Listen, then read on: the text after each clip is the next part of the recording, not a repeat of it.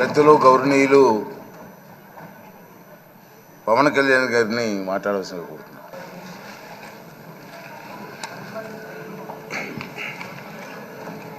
పదహారవ శాసనసభకి ఏకగ్రీవంగా ఎన్నికైన సభాపతి శ్రీ చింతకాయల అయ్యన్ పాత్రుడు గారికి హృదయపూర్వక నమస్కారాలు, మీకు శుభాకాంక్షలు. ఇది నేను మొదటిసారి అసెంబ్లీలోకి అడుగు పెట్టడం.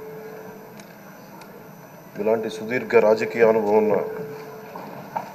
దాదాపు 7 సార్లు ఎమ్మెల్యేగాను, ఒకసారి పార్లమెంట్లో అడుగుపెట్టిన మీకు, Panchayati Raj, technical education, forest, R&B అనేక మంత్రిత్వ శాఖల్ని సమర్థవంతంగా నిర్వహించిన మీకు ఈ సభాధ్యక్షుడు, ఈ స్పీకర్ స్థానంలో కూర్చోవడం నాకు చాలా ఆనందంగా ఉంది. ఇన్ని దశాబ్దాలు ప్రజలు రాజకీయ జీవనంలో ఇన్ని దశాబ్దాలు ప్రజలు మీ వాడి వేడి చూశారు. మీకు కోపం వస్తే ఋషికొండను చెక్కినట్టు ప్రత్యర్థులకి పదునైన ఉత్తరాంధ్ర యాసలో గుండు కొట్టేస్తారు.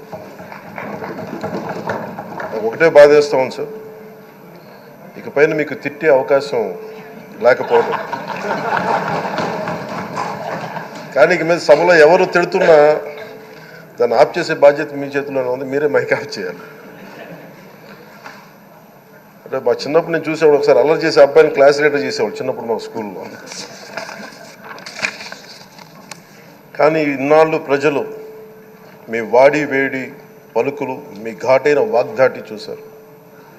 ఈ రోజు నుంచి రాష్ట్ర ప్రజలు మీ హుందాతనం చూస్తారు. డిబేట్స్ వెనకాల దాక్కుని సంస్కారహీనమైన భాషల్ని, భావాల్ని రకరకాల మాధ్యాల్లో విరజిమ్ముతూ ఉంటారు. దాని నియంత్రణ మీ ఆధ్వర్యంలో ఇక్కడి నుంచే మొదలవ్వాలి.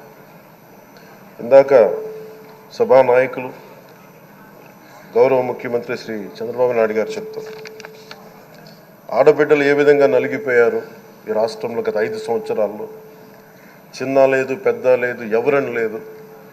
ఎవరన్నా సరే ఒక మాట మాట్లాడితే వాళ్ళు వ్యక్తిగతంగా దూషణ, సోషల్ మీడియాలో వాళ్ళని క్యారెక్టర్ అసాసినేట్ చేయటం, వాళ్ళు పెద్ద నాయకులు కావచ్చు, కార్యకర్తలు కావచ్చు, లేదా వాళ్ళకి ఎదురు తిరిగి ఒక ఒపీనియన్ చెప్పి ఎవరైనా సగటు మనిషి కూడా కావచ్చు, అది ఇక్కడితో ఈ రోజు నుంచి ఆగిపోవాలి అధ్యక్ష. అది మీ ఆధ్వర్యంలోనే మొదలవ్వాలి. గత ప్రభుత్వం తాలూకు సభ జరిగిన విధానం చూస్తే ఈ వ్యక్తిగత దూషణ ఇవన్నీ చాలా ఇబ్బంది పెట్టే ప్రజలు. ఈ రోజున వాళ్ళకి 11 సీట్లకు పరిమితం అయ్యారు, ఈరోజు లేరు, ధైర్యం లేదు వాళ్ళకి. విజయాన్ని తీసుకోగలిగారు కానీ ఓటమిని కూడా ధైర్యంగా కూర్చుకునే వాళ్ళకి స్థాయి లేదు, వాళ్ళకి పారిపోయారు ఇక్కడి నుంచి. భావంలో ఉండే తీవ్రత భాషలో ఉండాల్సిన అవసరం లేదు. భాష మనుషుల్ని కలపడానికి కానీ విడగొట్టడానికి కాదు. భాష విద్వేషం రేపడానికి కాదు, పరిష్కరించడానికి. ఎంత జటిలమైన సమస్య అయినా, భయంకర సమస్య అయినా చర్చల ద్వారా పరిష్కరించుకోవడానికి కానీ వివాదం సృష్టించడానికి కాదు. ఈ సభ ఉన్నది అందుకు. కానీ మనం చూసింది వాళ్ళ దగ్గర నుంచి బూతులతోటి, వ్యక్తిగత దోషులతోటి రాష్ట్ర పురోభివృద్ధిని ఆపేశారు. అలాంటి సభ కాకుండా ఇందాక మన పెద్దలు శ్రీ గౌరవ ముఖ్యమంత్రి చంద్రబాబు గారు చెప్పినట్టుగా ఇది భవిష్యత్తుకి ఇది ఒక ప్రమాణం అవ్వాలి.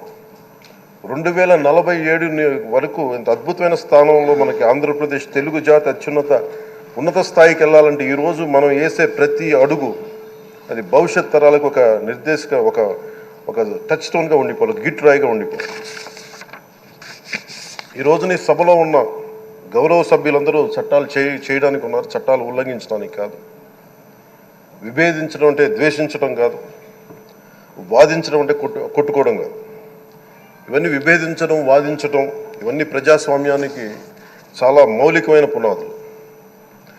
ఆంధ్రప్రదేశ్ ఆవిర్భావం జరిగి అసలు భాషా ప్రయుక్త రాష్ట్రాల ఆవిర్భావమే మన ఆంధ్ర రాజ్యంతో మొదలైంది. అమరజీవి పొట్టి శ్రీరాములు గారి బలిదానం మీద మన రాష్ట్రం పుట్టింది. 56 రోజులు తిండి తిప్పలు తినకుండా నరకం అనుభవిస్తూ ఆయన బలైపోయారు. ఆయన మరణానికి చేరువవుతూ ఆమరణ నిరాహార దీక్ష చేసిన ప్రతిరోజు మనకి దాదాపు ఈ సుదీర్ఘమైన 6 దశాబ్దాల కాలం 1.5 సంవత్సర కాలం అంటే ఆయన ప్రతిరోజు చావుకి చేరువవుతూ భోజనం లేకుండా ఆయన గడిపిన ప్రతిరోజు మనకి 1.5 సంవత్సర కాలం.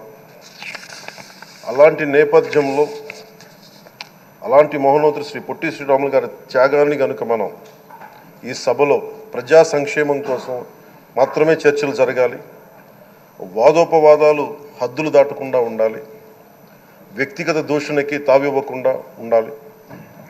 అలా కాకుండా గత ప్రభుత్వంలాగే ఈ సభని తిట్లకి బూతులకి కొట్లాటికి వాడితే ప్రతి నిమిషం పొట్టి శ్రీరాములు గారి బలిదానాన్ని అవమానం చేసినట్టే. ఒక గొప్పవాడు ఒక మహానుభావుడు బతికినప్పుడు మాత్రమే కాదు, చనిపోయిన తర్వాత కూడా కొన్ని తరాలు ఉపయోగపడతారని నిరూపిస్తారు. అలాంటి కోవకు చెందిన మహానుభావులు ఆంధ్ర రాష్ట్ర సృష్టికర్త, భాషా ప్రయుక్త రాష్ట్రాలకు శ్రీకారం చుట్టిన ద్రష్ట, అమరజీవి శ్రీ పొట్టి శ్రీరాములు గారి స్మృతిలో ఒక విలువలతో కూడిన ఒక సత్సాంప్రదాయాన్ని తెరలేపుతూ మీ ఆధ్వర్యంలో ఈ సభ జరగాలని, ఈ 5 ఏళ్ల ప్రజాప్రస్థానంలో ఈ విలువైన 5 ఏళ్ళు రాబోయే తరానికి గొప్ప భవిష్యత్తునిచ్చేలా, అన్నం పెట్టే రైతుకి, కౌలు చేసుకునే రైతుకి, రైతు కూలీకి అండగా ఉండేలా, మహిళలకి భద్రతతో పాటు ఉన్నత స్థాయికి ఎదిగేలా, ప్రభుత్వ ఉద్యోగులకి భద్రత కల్పించేలా, పశువు పక్షి ప్రకృతి సర్వజనులందరికీ కూడా మతాలకి ప్రాంతాలకి అతీతంగా సుభిక్షంగా అభివృద్ధి పదంలో ఆంధ్రప్రదేశ్ ఆంధ్ర రాజ్యం అద్భుతమైన ప్రగతి సాధించేలా ఈ చర్చలు సాగాలని కోరుకుంటూ, సభాపతి అయ్యన్న పాత్రుడి గారికి మీ ఆధ్వర్యంలో ఈ సభ ఒక సరికొత్త సాంప్రదాయానికి సత్సాంప్రదాయానికి ఇది తెరతీయాలని కోరుకుంటూ మీకు మరోమారు శుభాభినందనలు తెలియజేసుకుంటాను.